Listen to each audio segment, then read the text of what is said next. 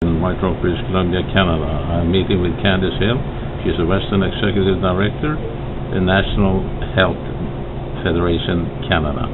Please, Candace, it's a pleasure to have you here on board, and you wanted to say a few things about Bill 36, C36. Elaborate on just that particular topic, please. Okay. Bill C36, which was C6, came out last January, and it's a reincarnation of Bill C51 and C52.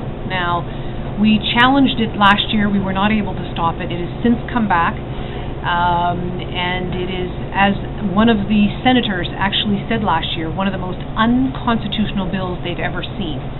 Now, it was put on the table, and as we know, government was prorogued with the Olympics, and so we've been waiting, knowing it would come back. They probably changed some of the language, which they have done, but the thing is, this is a very unconstitutional, as I said, bill for many reasons, and I'd like to read why. If this bill... Let me interrupt you here. Sorry for doing that. No problem. What I think here is important to say is that the Bill C, as in Caesar, 36, is actually a Canadian Consumer Safety Act.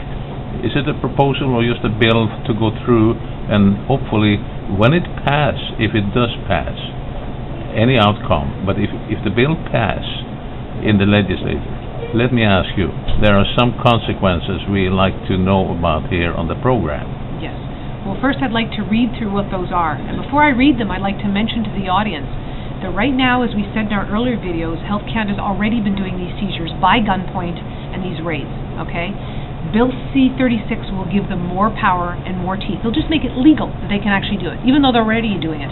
So I'd like to read, if the bill is passed, then Health Canada is given the power to do the following: remove the rule of law, remove the law of trespass, remove the right for Canadian Parliament to determine its own regulations without interference from foreign states or corporations, remove the right to be deemed innocent until proven guilty in a court of law, remove the right to protection against unreasonable search and seizure of property, remove the right to have a court hear a defense or even to have an appearance before court, and the last one is to remove the right to have courts act as a protection against false accusation.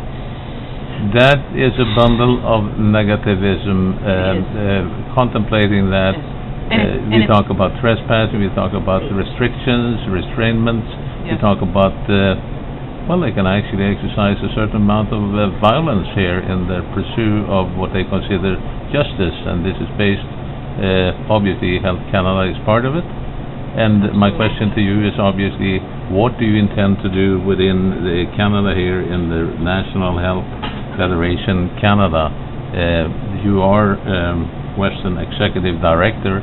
You are going to Toronto here, I believe, or Ottawa here in a few days. And this is an ongoing battle, but it has been an ongoing battle, but now it comes to the cusp of the thing. We're at the cliff. We're standing on the edge. And as I've been saying to people, the time is now, and I believe this is our last chance when it comes to, saving our sovereignty, whether that means our rights to do this bill or our rights to buy the natural safe supplements that we want. And that's another video. We'll talk about what we've lost already since 2006 in the health industry. That's another story. I'm glad. I thank you in advance for promising another interesting. Yes, we're going to do another one. There's so many. Like I said in the question of sovereignty, these stories have never been told, Johan.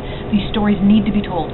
I carry a lot of stories in me and many other people of what's gone on in this country for at least the 20 years I've been in the industry. So as far as the Bill C-36, what we're looking at and needing from people is to use the internet, use social media.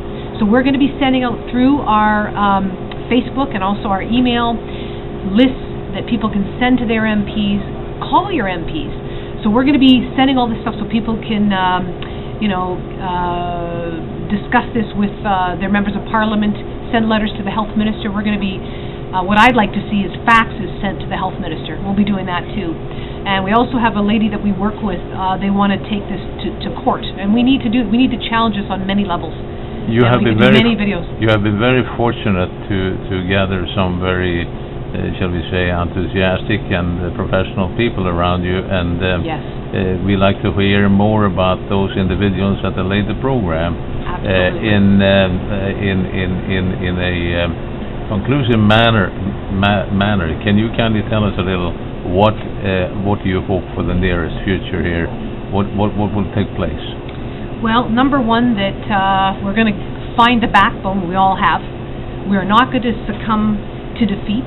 We are going to do this. And we're going to do this. I'm telling mothers, Johan, that this is our time, the women, to stand up, to protect the medicines, to protect our rights. The men are there, like yourself, to support and stand behind us. But I feel in a way, as a mother, this is our time as women to stand up, and that it's going to be the women that are going to pull this together. And all the women, it's all women I'm working with right now, pretty much, that have been helping me, and so we have a vested interest as mothers to protect our children. My children, Johan, were raised on natural medicines and never took anything from a pharmacy till my daughter was 18. Okay, and I, so this is, my heart is in this, because this has to stop. You have been around the health food industry and as a yes, as administrator and yes.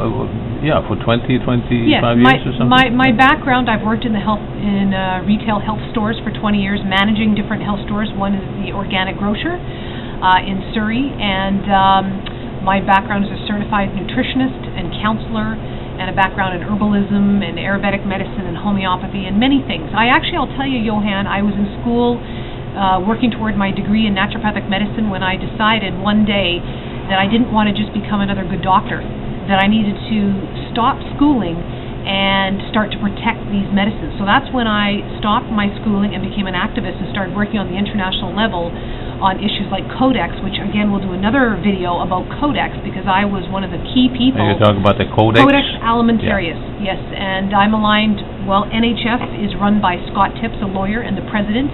He's the only person that sits at these meetings, and I was instrumental in helping him get that seat so that he can be a voice for the people around the world at these Codex meetings. And this is a worldwide umbrella organization. Yes, we are. To which the Health Federation Canada is involved, of course. And yes, so we're a member, yes. A country member, right? Yes, actually in 1955 when NHF was formed, it was actually a Canadian and American organization, and Canada kind of fell away.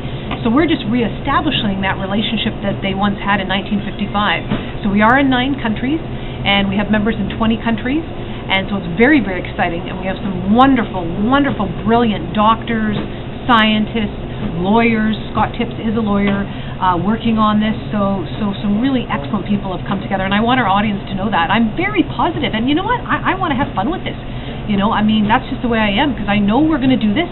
And I remember an American friend of mine that was my first teacher. He's a lobbyist for the dietary supplement industry. Said to me one day, Candace, he says, I'm going to teach you Canadians, and you particularly, how to get a backbone. He says, because he made a comment about, you're just a spineless jellyfish. And I said, what do you mean? And he said, well, I'm going to teach you how to get a backbone. Well, that was 10 years ago, and I'd say I'm ready now. I got the backbone. I am not afraid, and I'm willing to be on the front lines for the people, be a voice for the Canadians, the mothers, the fathers, everybody in this industry, So I've got really, really, really good people beside me, so it's going to make this work, and it's making it easy.